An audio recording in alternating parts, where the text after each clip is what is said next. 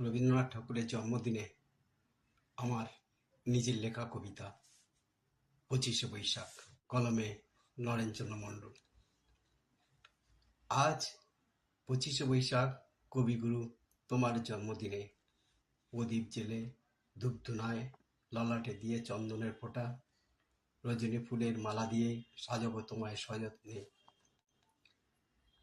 শ্রদ্ধার সাথে তোমার জন্মদিনে আমরা পড়ি তোমায় স্মরণ।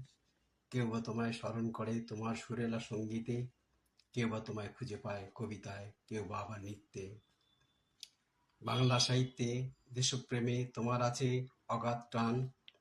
জালিয়ানওয়ালাবাগ হত্যাকাণ্ডের প্রতিবাদ পাই দেশভক্তির প্রমাণ। আদর্শ পিতামাতার সন্তান তুমি, উজ্জ্বল করেছ দেশের মান। বিশ্বের উচ্চ শিখরে পৌঁছে দিয়েছ দেশের মান সম্মান। গীতাঞ্জলি কাব্যগ্রন্থ ইংরেজিতে অনুবাদ করে তুমি হলে নোবেল জয়ী। ভারতবাসীর গর্ব তুমি, থাকবে বাঙালির হৃদয়ে অমর অজয়ী। ইংরেজদের অত্যাচারের বিরুদ্ধে ত্যাগ করেছ নাইট উপাধি। শান্তিনিকেতনে বিশ্ববিদ্যালয় প্রতিষ্ঠা করে নাম দিলে বিশ্বভারতী।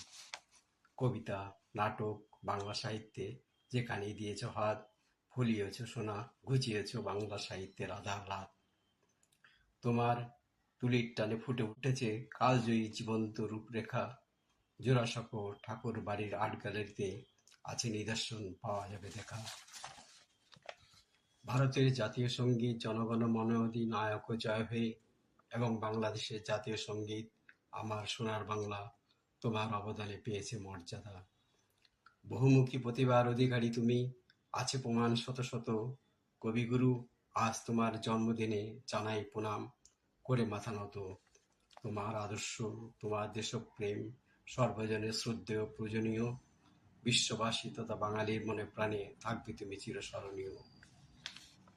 ধর্মের ভেদাভেদ ভুলে তোমার আদর্শে থাকবো মোরা মিলেমিশে।